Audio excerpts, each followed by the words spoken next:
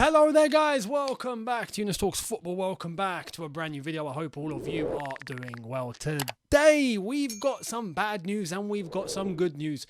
It's a tale of two stories today, two different sides, one to be depressed about and one to be really excited about. We're going to come to both. It's going to be a very interesting video, this one. Two things before we get to it though.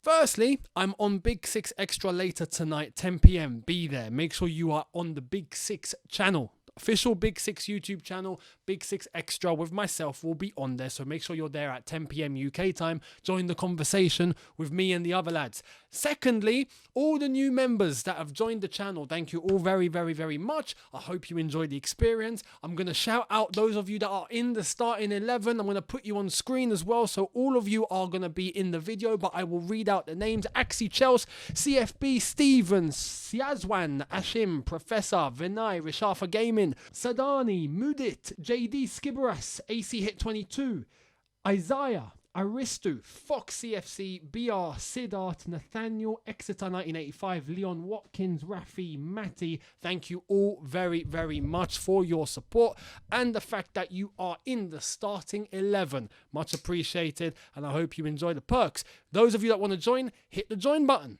and choose your tier. Let's get cracking. Today, bad news. Let's start with the bad news. And then we'll get to the good news. We'll end the video on a positive. I will end with making you guys happy. But let's start with what is not very, very good. And that is what went down yesterday. Chelsea did beat Bournemouth 2-0. But just as the second half begins, Reece James comes off. And it turns out it's the exact same injury that he had that he's just come back from. He's aggravated it. Now, there's a whole debate as to whether he should have come back this soon. Graham Potter, after the game, did confirm that he was meant to be playing about 60-65 minutes. So if we're looking at when he went off in the 50th. He was 10 minutes away from coming off. 10-15 minutes away from coming off. We have to ask questions, though. And I'll show you exactly what the situation is because we now have a time frame of how long he's out for, and Chelsea have released a statement. So here it is.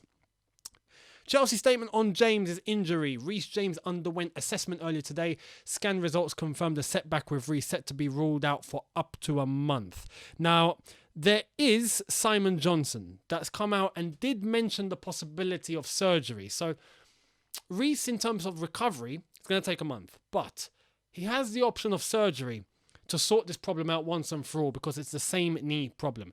That would mean he's out for the season though, and I don't think that's something Chelsea want to risk.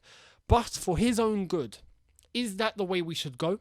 Or should we just wait for the recovery and see what happens? There is a risk though we could end up with another Kante situation, especially for Reece James, who is a key player.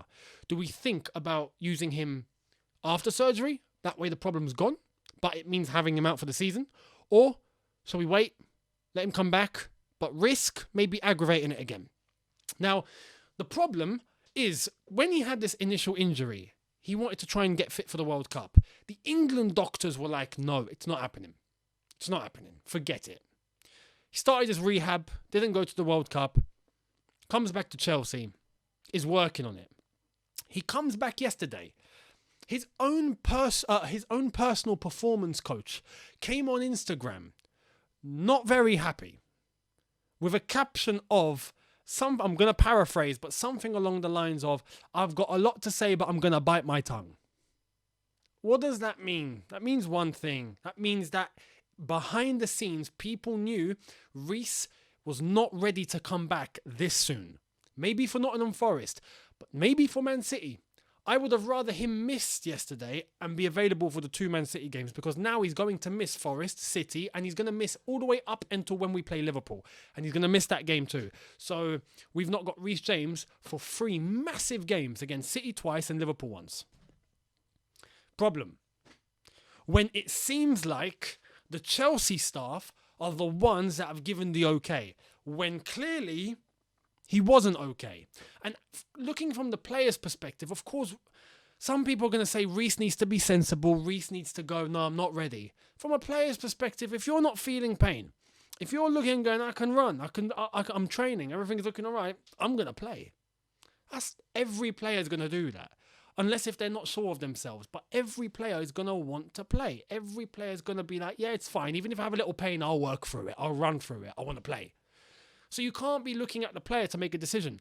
You have to look at the staff. You have to look at the medical team. Right now, it seems like we had the England doctors that gave a time frame. We have his own personal performance coach that's not very happy and had to come on Insta to make his feelings clear. And then he deleted the story because clearly it got a bit of buzz. Why was he brought back if he wasn't ready? Who is making these decisions at the club? Because let's be honest, we are rammed with injuries. We've gone from charity FC to injury FC. As I've said, I was on Twitter yesterday. Make sure you follow me on Twitter, link in the description. I put it on, I was like, we might as well change Stamford Bridge, end the season. Change Stamford Bridge into a hospital and let's just start serving the public for anyone who needs medical attention. Because right now we've got loads of people that need medical attention and we're having to treat them. So you know what, we might as well just help the NHS. They clearly need help, right? They're clearly stripped of resources. Turn Stamford Bridge into an hospital and let's just end the season. Obviously I'm joking, but you know what I mean. Decisions need to be made sensibly on a medical level at Chelsea. It doesn't seem like we have an adequate medical team. It really doesn't. Who is this medical team? What have we done? I remember the whole thing about the medical director being sacked and the staff having left. Who came in to replace him? We've not really heard anything about the medical staff. Who's in place at Chelsea in terms of medically? Who is in place? I would love to know. Who's in charge of the medical decisions? Who is the medical director? We got rid of the last one. Who's come in? I've not heard anything, so I'm actually going to try and find that out. I'm going to try and find out who the hell was the medical director because I don't remember us appointing anyone. Anyway, that's Reece James. Let's move on because that's the bad news. Let's get to the good news. Let's dive right into it. Here it is. Chelsea is in for Enzo Fernandez with strong interest. Benfica's message is trigger the release clause in the coming days or we will take him off the market. That came from Fabrizio Romano himself. Fab is confirming that interest is there. Ben Jacob says Chelsea are seriously exploring Enzo Fernandez, but Benfica really don't want to sell mid-season, especially with Champions League football. Paying the €120 million release clause is the simplest approach, but CFC would rather offer more, as with Nkunku, and define preferable payment terms. He goes on to a massive thread about various interests and the way that Benfica would like to see an exit if it were to happen, although they're not desperate. Fernandez is not desperate. Other clubs like Liverpool, Man United and Real Madrid are interested to an extent, but haven't put as much as Chelsea have in the last 24 hours. So there's big reports and now an interest clearly confirmed. Chelsea are moving for Enzo Fernandez.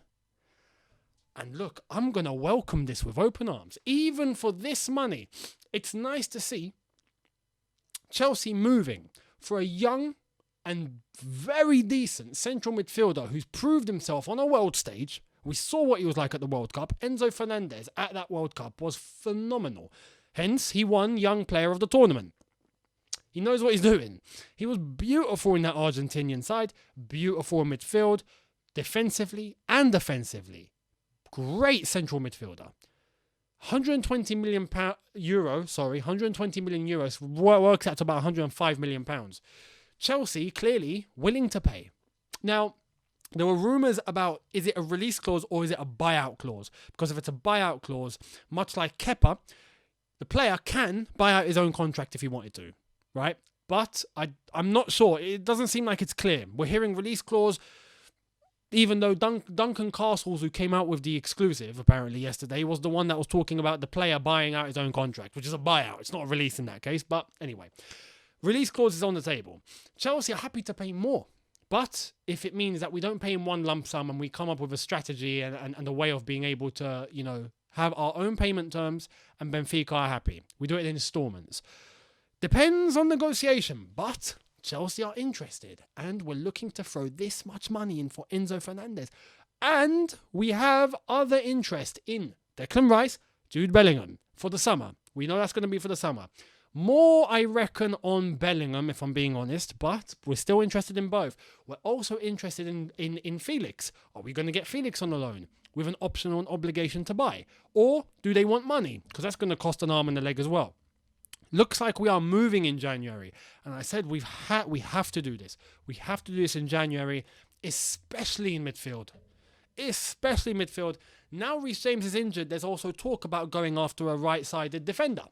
Fantastic. Great, because we need it. It looks like the hierarchy, Todd Bowley and everyone, are moving. They're moving. They're not just staying silent. They're not just sitting down waiting for things to happen. They are actually moving, and I can only applaud that, especially with an incentive like this, with an interest like this. Enzo Fernandez, out of the blue, out of nowhere, and we're actually going to pay the money. I think this deal's going to happen. If I'm being honest, I think it's gonna. If the release clause is triggered, it's triggered, and Enzo won't turn this down. You're moving from Benfica to the Premier League. You're not turning it down. 21 years old, fits the profile. We'll see in terms of salary. But in terms of his profile, what he brings, how good he is, I think it's a key. This could be a key for Chelsea Football Club. We need a midfielder that's going to be defensively solid, technically able, and fantastic offensively. Creating chances, linking up, using space, being clever on and off the ball. And during the World Cup, Enzo Fernandez did exactly that. Although, yes, he had Messi next to him, no problem. But, in midfield, he ran the show. So, if he were to come to Chelsea and perform on that sort of level, on that basis, we might sort out our midfield problem once and for all. And I'm all for it. If in terms of money, people are going to talk about money. Look, the sport is littered with money. Right now, I've come to a point where, look, you're paying whatever money's needed. It's the market. It's the game. It's the name of the game. You either pay or you get left behind. Simple as that. That is how it is. No one's going to change it. The only thing that you can do, which Chelsea have expressed they will do, is to try and control the salaries. Try and control things on that level in terms of the team harmony and what everyone's receiving. But in terms of going to get a player, the market's the market. It's like me going out and trying to fight. It's like the cost of living. Right now, the crisis that everyone's in. Do you have a choice? You go to a shop and you see something that's gone up by £1. What, are you going to complain or are you going to buy? You're going to buy. Or you ain't getting it. Simple, pick one. That's the reality of life. Right now, the football is filled with money. Chelsea, they want to get this player. They have to pay this money. If they're able to and they can afford it, they will do it. That's it. It's whatever everyone can afford. Chelsea can afford it. They're going to do it. So, not my problem. Not our problem. If for good or for bad. It is what it is. So, Enzo Fernandez, I would love this player. Absolutely. And we'll see what else happens in January because it looks like we're going to have a busy window. And if we are, fantastic. All for it because we need it. And let's see what happens with the decisions that come of it. Graham Potter, the hierarchy. Let's see if we start moving in a good direction. Fingers crossed. All we want is Chelsea to do well. That is it. Our common goal, no matter what you think of anyone, including any player or any manager, all of us want Chelsea to do well. That's it. Common goal. And if we all see Chelsea do well, we're all happy. That's it. So, let's wait and see what happens. Let me know down below your thoughts on Reece James, on Enzo Fernandez. Would you do this or would you not? Much appreciated. And I will see all of you tomorrow for a brand new video, but 10 p.m. later on the Big Six channel for Big Six Extra. I'll see you there. Thank you all so much for watching. Hit the subscribe button if you are new. Hit the notification bell to be notified once I've uploaded. Follow me on Twitter. Link in the description. Same goes for Insta. Link in the description. And I'll see all of you later. Have a good one, people, in a bit. Take care and peace.